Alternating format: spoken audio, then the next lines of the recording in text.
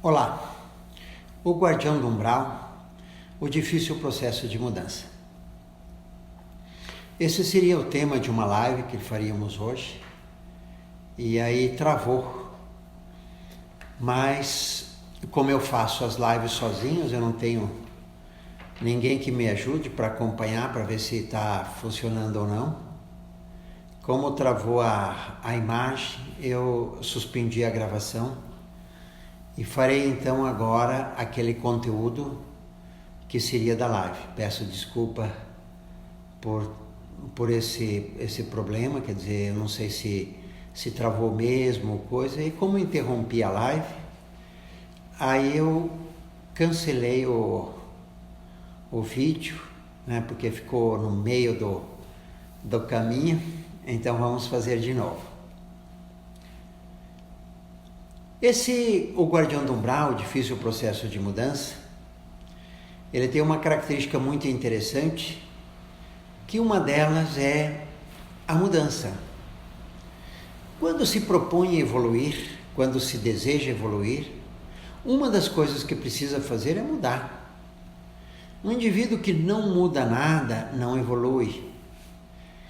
Disse Einstein uma certa vez, é uma insanidade você fazer as mesmas coisas e querer um resultado diferente. Se você fizer os mesmos passos, der os mesmos passos, não significa não conseguirá alteração alguma. Uma certa feita, dentro do nosso treinamento alta performance emocional, uma pessoa tinha um relacionamento com os filhos em alguns pontos que não era bom. E aí ela me contando essa história, e eu perguntei para ela, mas você já tentou fazer diferente? Ela disse, não, nunca tentei. E é claro, ela sempre naqueles itens específicos, sempre agia da mesma forma. E os filhos sempre respondiam da mesma maneira. Não há evolução não só do indivíduo, mas como também da relação. Se você sempre age de uma determinada forma e obtém um resultado que você não fica satisfeito, que você não gosta, tem que mudar alguma coisa. Quer seja mudar para fora, quer seja mudar para dentro. Se sou eu quem age, e o meu ato, a minha ação,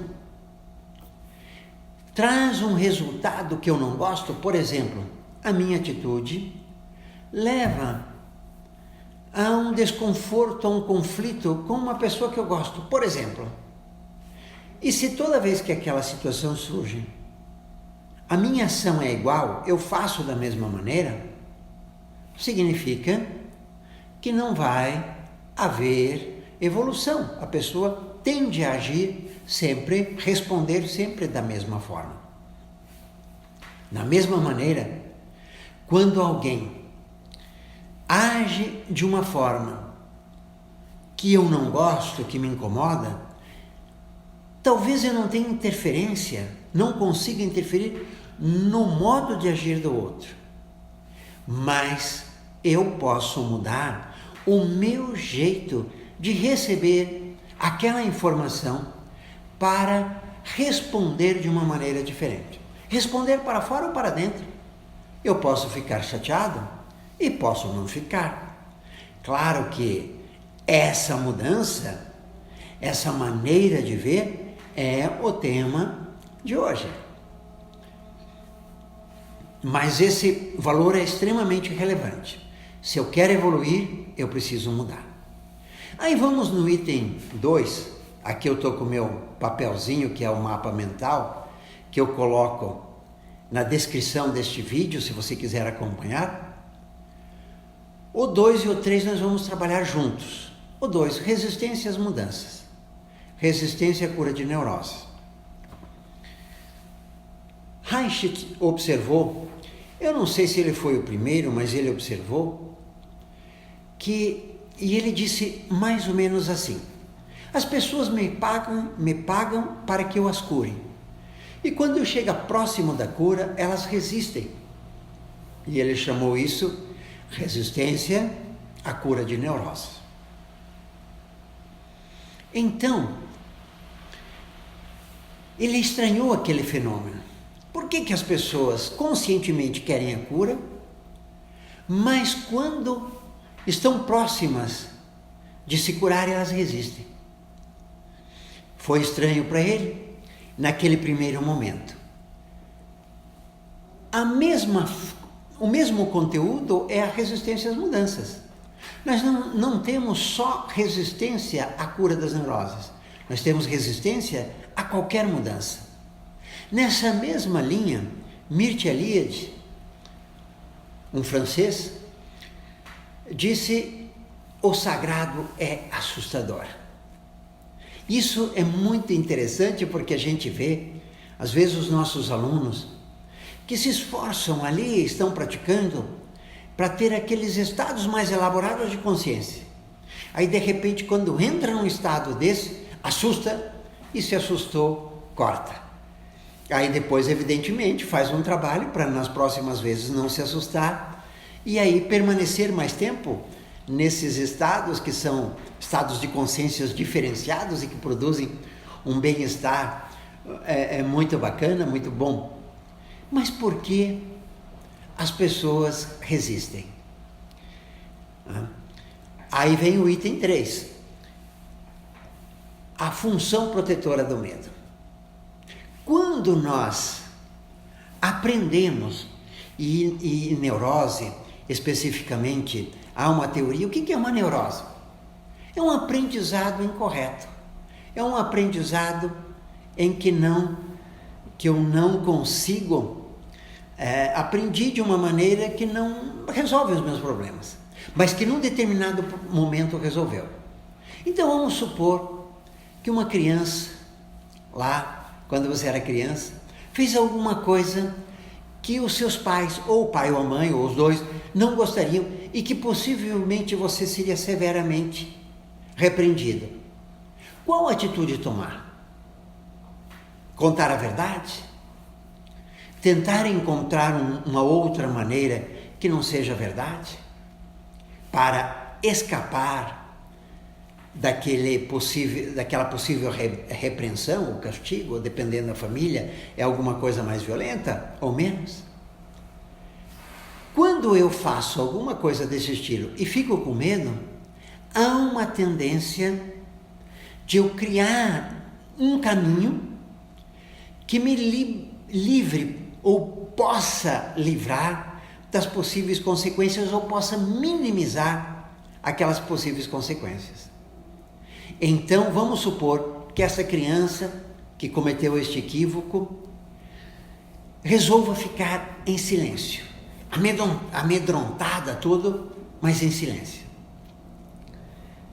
E aí, vamos supor que ela escape. Os pais não ficam sabendo, ou se ficam sabendo depois, não repreendem, ou então, às vezes, os pais achavam que, na verdade, não era grande coisa, e aí ela escapou. Isso cria um caminho que, naquele momento, pode ter sido bom, mas que quando eu cresça, ou em outros momentos, aquele caminho pode não ser tão bom assim. E aí surgem as neuroses, aquele aprendizado que me favoreceu, ou possivelmente me favorecia, do meu ponto de vista, quer dizer, eu encontrei uma solução, e aquela solução que teoricamente minimizava as minhas consequências, eu as torno definitivas. Quando eu cresço, eu vejo que aquilo não é favorável para mim, mas não consigo mudar. E aí vem, por que eu não consigo mudar? No item 3, a função protetora do medo. O medo, ele tem, entre outras coisas, ele tem uma função de preservar a vida. preservar o indivíduo numa proporção menor e numa proporção maior, preservar a vida do indivíduo. Uma vez eu assisto muito documentários, e eu assisti um documentário da vida animal. E lá tinha uma rena que estava com um filhote, e apareceu um urso. E a rena, para disfarçar o urso, porque você sabe, na natureza, os predadores preferem os filhotes são mais fáceis de capturar. Por isso, a morte de filhotes na natureza é uma imensidão, é uma coisa muito grande. E aí a rena deixou o filhote quietinho, sem se mover, e foi andando, meio que correndo, fingindo mancar, para atrair a atenção do urso. Porque você sabe, o predador sabe, que se um animal está ferido, é muito mais fácil de capturar. Mas nesse interim, o filhote se assusta. O filhote se assusta, o urso percebe, vai lá e mata o filhote. O filhote se torna a refeição do urso. O medo, quer dizer, tem esse efeito paralisante, porque na natureza, se você não pode fugir, uma segunda opção muito boa é ficar absolutamente imóvel. Claro que se o predador sente o cheiro, às vezes a imobilidade não resolve, mas é a segunda melhor opção. A primeira melhor opção da presa é fugir, se ela tem condições de escapar e ela corre. Em algumas vezes escapa, outras não. Se o predador se aproxima a uma certa proximidade, ele consegue pegar.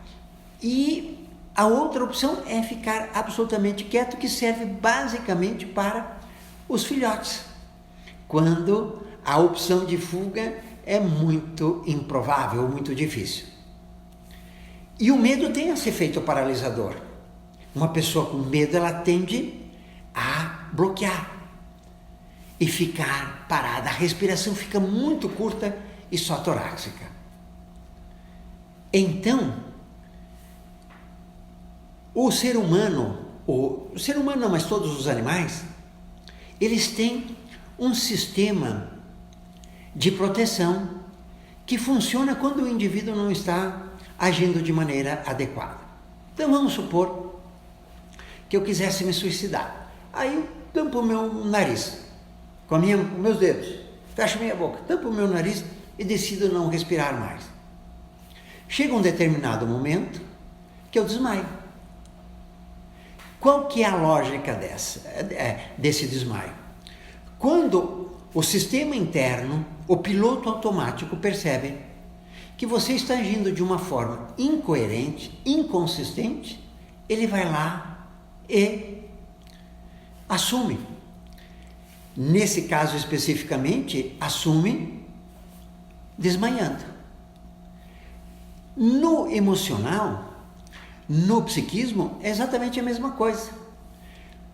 Quando eu preciso de uma ação rápida, imediata, quem faz é o piloto automático, assim como dirigir. Dirigir, durante um tempo, você precisa prestar atenção.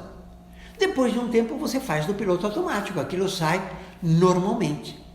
E muitas das nossas ações, das nossas atitudes, dos nossos pensamentos, estão lá pelo controle automático. E esse controle automático, que é a construção advinda das nossas experiências, do nosso aprendizado nem sempre correto, porque a gente pode ter aprendizado, e normalmente temos aprendizados errados, equivocados, que são chamados neuroses. Quando eu ajo naturalmente numa situação de perigo, de risco, o que funciona é o automático. Assume o comando. E esse comando tende a compreender proteção do indivíduo de uma maneira mais leve, protege para que ele não se machuque, ou proteção da vida. Essa é uma das grandes funções do medo. Só que quando a gente é criança, A gente tem muitos medos que quando a gente se torna adulto, a gente percebe que aqueles medos são bobagens. E aí a gente quer mudar e não consegue. Não consegue porque quando eu começo a tirar essa sensação, a mudar esse mindset, vem uma voz lá de fundo, uma energia que diz, não, você não pode mudar, que isso poderá colocar em risco ou a sua saúde, ou a sua integridade, ou a sua própria vida. Então, a dificuldade de mudança, uma das grandes dificuldades de mudança, é que muitos dos nossos medos, a parte expressiva do nosso aprendizado, aquilo que a gente vai aprendendo de maneira, não o que aprende na escola, mas o que aprende para sobreviver, tem raízes mais profundas que a proteção do indivíduo. O segundo argumento, claro, isso são teorias, e uma teoria não exclui a outra, mas complementa, é a noção de eu. Quem sou eu? Como que eu me reconheço? Se você já viu uma pessoa com Alzheimer, se você já viu, depois de um tempo, ela não sabe onde mora. Ela não conhece mais seus filhos, não conhece mais, às vezes, o cônjuge. Como que eu me identifico? Como que eu sei que eu sou eu? Uma das formas é olhar no espelho. Eu olho no espelho e vejo uma imagem. Mas numa situação de Alzheimer, posso ver essa imagem e não reconhecer. Posso ver uma fotografia minha e não reconhecer mais que é minha, não lembrar mais da minha imagem. Então eu me reconheço por um conjunto, pela imagem que eu tenho de mim mesmo, pelas minhas ações, pelas minhas atitudes, pelos meus pensamentos, pela minha história, por uma série de características que são minhas. E isso é interessante porque você já viu aquela brincadeira, assim, quando as pessoas às vezes bebem um pouco e diz assim, aqui nós somos uma família de louco, aqui todo mundo é meio louco. Brincando. Mas é uma relação de identidade. Esses meio loucos e eu somos um grupo, somos nós. Nós nos reconhecemos assim. Ou então numa outra situação, não sei se você já se pegou, às vezes num momento de estresse, você toma uma atitude que às vezes você não reconhece e depois você comenta, mas aquilo não era eu, parecia que não era eu. Aquela atitude foi de tal sorte que você não reconhece como sua. Aquilo é uma atitude sua. Você não se reconhece.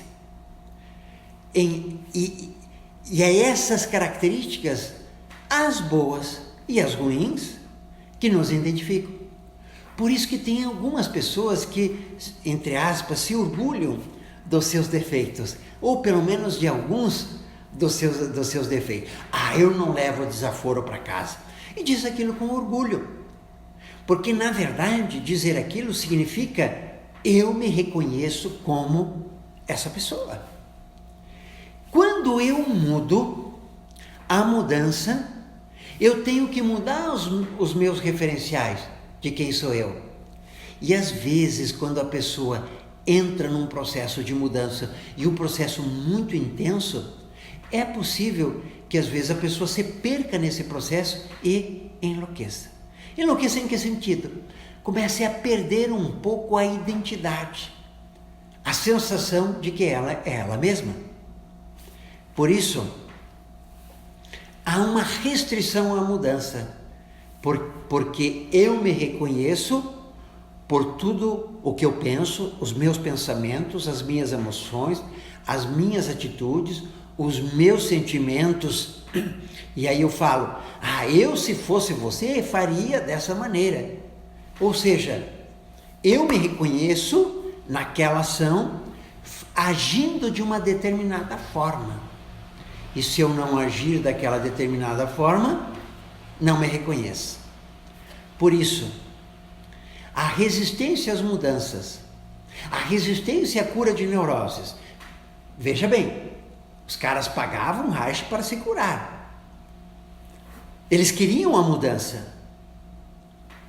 É essa característica, ou esse conjunto de características, que traz, por um lado, a função protetora e, por outro, o autorreconhecimento.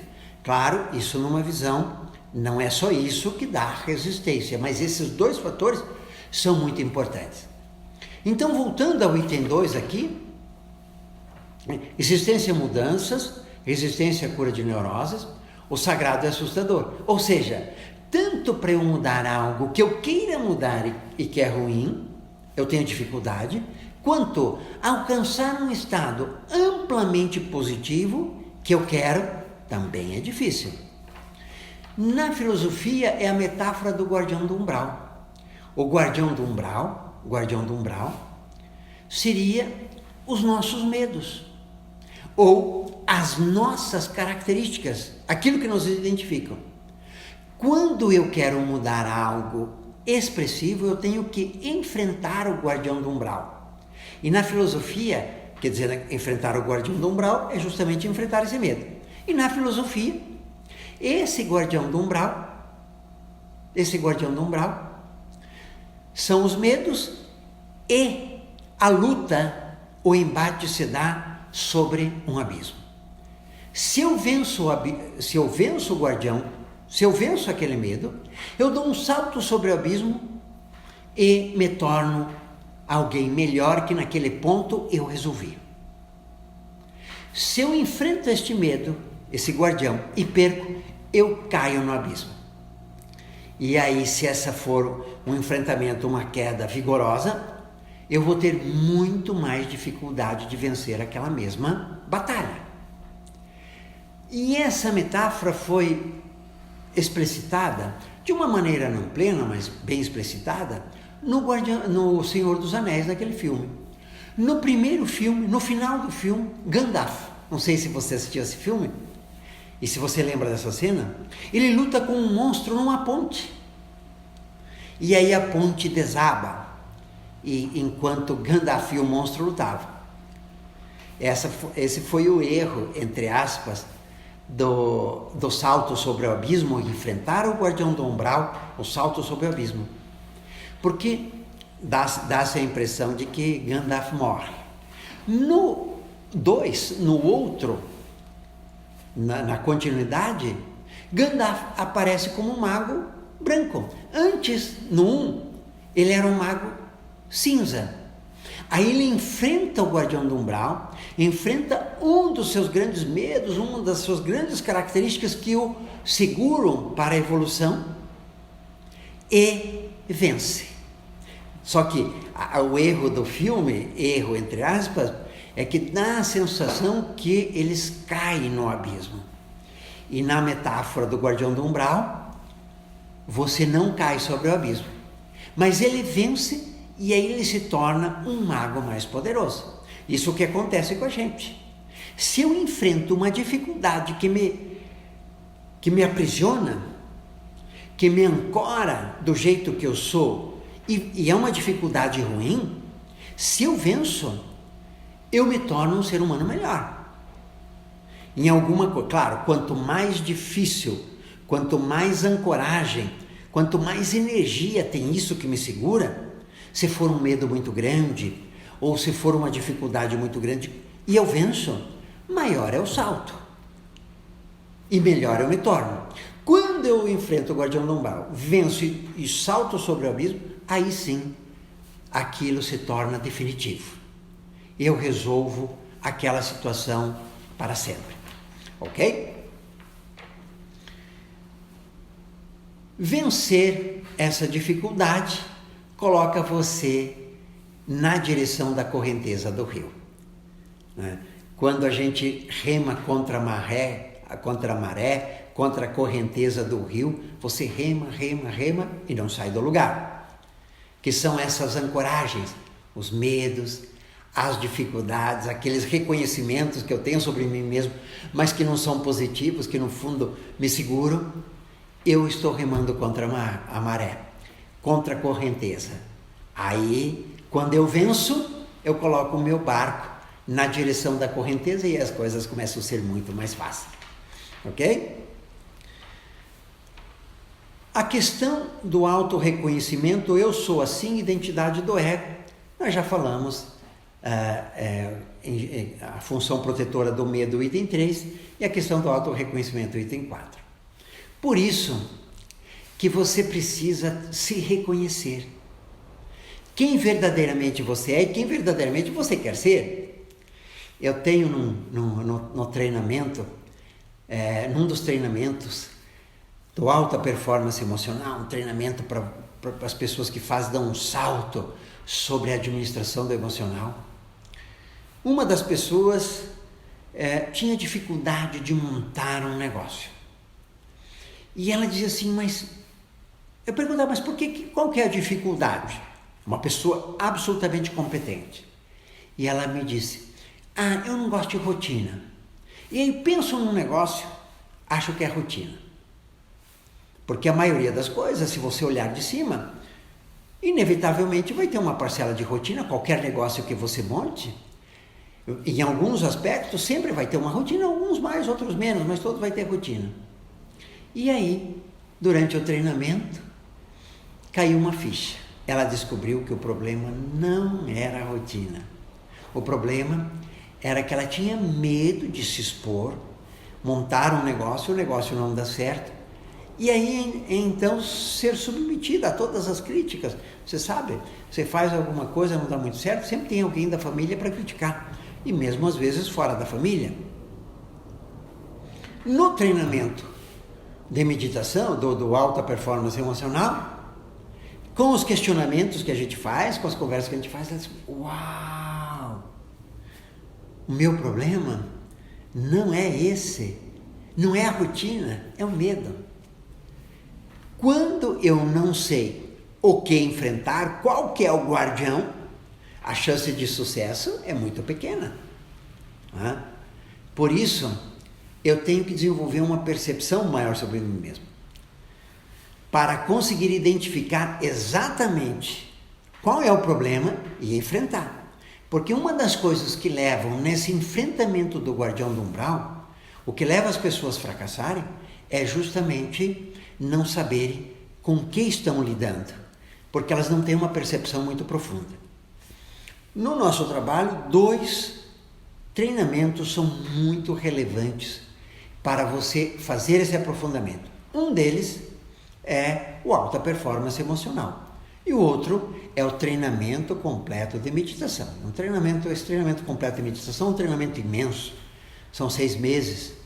O alta performance emocional também, que a gente vai fazer muitos questionamentos e vamos fazer muitas práticas. No alta performance emocional é mais teórico, mas de meditação nós vamos ter uma boa parte teórica, mas tem uma boa parte prática também, que você poderá identificar o que exatamente está pegando, para daí sim fazer a atitude adequada, enfrentar o guardião correto, de uma maneira, saber o que está pegando. Como essa resistência às mudanças, a resistência à cura das neuroses, o sagrado e assustador, como que o guardião do umbral se apresenta?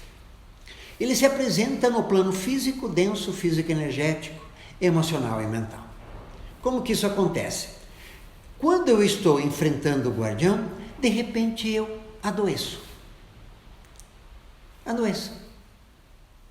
Naquele filme, Quem Somos Nós, a metáfora que eles usaram era atravessar um rio. Quando eu vislumbro que lá do outro lado tem algo que eu quero, que é melhor, eu começo a travessia do rio. Quando eu estou no meio do rio, tem a correnteza do rio. E aquilo eu posso ficar assustado, né? Aquela correnteza, e aí a tendência é o quê? Voltar para a margem. É um mecanismo que o psiquismo utiliza, assustando, para que você volte e não mude. A resistência às mudanças. Então isso pode ser, vamos supor, eu pratico, eu quero emagrecer, mas por alguma razão lá, intelectualmente eu quero, mas internamente eu não quero. Aí eu começo a fazer um plano de caminhada. Começo a emagrecer. Aí começa nesse processo de resistência, machuca o joelho. Sabe? Ou, às vezes, fico resfriado, adoeço. Ou fico assustado. Tenho algumas experiências, e aí o guardião do umbral se manifestando no emocional, tenho algumas experiências que me assustam. Perco um pouco. E aí assusto, deixo de fazer aquelas coisas que estão no caminho para fazer a mudança. Ou no mental.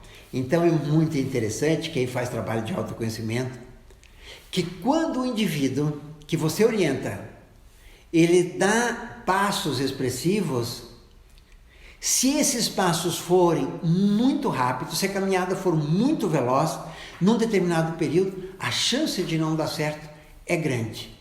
Porque daí ele começa a enfrentar algo que ele quer eliminar, que teoricamente o protege.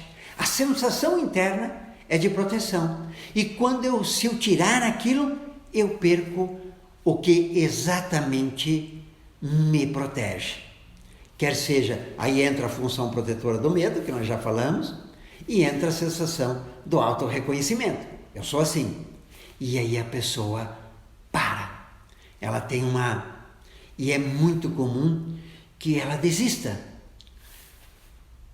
Por isso que alguns psicólogos dizem que o tratamento começa a ter de fato efeito quando o paciente começa a ter algumas das reações. Alguma das reações pode ser, ele começa a ficar agressivo com o cara que o trata, né, com o psicólogo. Ele começa a ficar, começa às vezes faltar as sessões. A coisa está funcionando, aí chega na hora dele ir para a sessão, pá, acontece alguma coisa. Aí no outro dia, a hora de ir para a sessão, pá, acontece alguma coisa. Sabe? Acontece alguma coisa. Algo o segura. E aí a coisa não funciona. Por isso que vem o sexto item. Resistir à resistência. Perseverar com sabedoria. Retroceder se necessário. Quando eu de fato começo a enfrentar aquele medo, aquela angústia, aquela ansiedade, aquela âncora que me segura, eu tenho que enfrentar com sabedoria.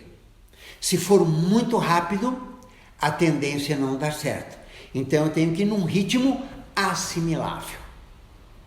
E às vezes a pessoa que está no processo de mudança, que não compreende isso, quando ela começa a mudar, ela quer às vezes intensificar a prática para que ela mude de uma vez, para que se libere daquilo. Só que geralmente isso constitui um erro, porque ela intensifica a prática, acelera o processo e se ela não tiver condições de metabolizar aquilo, ela enfrenta o guardião do umbral e cai no abismo, ela não vence. Então o que eu sei? Que quando eu começo a enfrentar, quando eu começo efetivamente me liberar de uma energia que me segura e que é profunda, que é intensa, vai ser um processo difícil. Tão mais difícil quanto mais forte for a energia. Se for uma energia fraca, é uma bobagem ali, aí não tem problema. Mas se for uma energia forte, vai ser difícil. E para enfrentar essa dificuldade, vai ser difícil, eu tenho que resistir àquelas dificuldades e saber lidar com elas. Então, se eu estou num processo intenso, eu tenho que me cuidar mais para não adoecer. Eu tenho que me cuidar mais para não sofrer um acidente. É nesses momentos que às vezes a pessoa bate o carro, por exemplo. Já vi várias vezes coisas desse tipo. Ou machuca o joelho.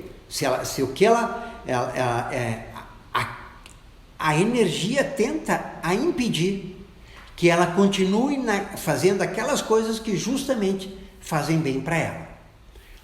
Ou então virar assim, eu acho que eu não preciso mais disso. Ou então algum que isso não está mais fazendo efeito. Era tão bom, mas agora não está mais fazendo efeito. Justamente no momento que está fazendo mais efeito. Ela encontra uma saída, uma rota de fuga. E aí, se você quer vencer, tem que resistir a essa rota de fuga. E resistir com sabedoria. Combinado? Resistir à resistência. Perseverar com sabedoria. E retroceder se for necessário. Se o processo estiver muito intenso, reduz, mas não desiste. Reduz a velocidade da caminhada, mas não desiste. Combinado? Então, esse aqui que era para ser uma live, acabou que deu uma travada. Como peço desculpa a você, e principalmente você que chegou até esse momento aqui. Eu faço sozinho, então eu não sei como a minha tela parou. Não respondia mais, ficou parado. Eu achei que a transmissão tivesse sido bloqueada, não sei se bloqueou ou não. Não tenho ninguém que me ajude para acompanhar, para ver se está funcionando, né? Porque poderia ter alguém que ficasse olhando num dispositivo como se estivesse assistindo, para ver se a coisa está funcionando. Eu não tenho isso. Então eu tenho que fazer ao vivo, na raça, sozinho, e às vezes olhando quem está presente, quem não está, se tem alguma pergunta, não tem. E eu nessa vez não deu certo. Mas esse é o processo. Peço desculpas para você. E agora eu vou publicar isso. Mês que vem faremos live de novo. Vamos tentar, porque precisamos continuar. Navegar é preciso, viver não é preciso. Até o nosso próximo encontro.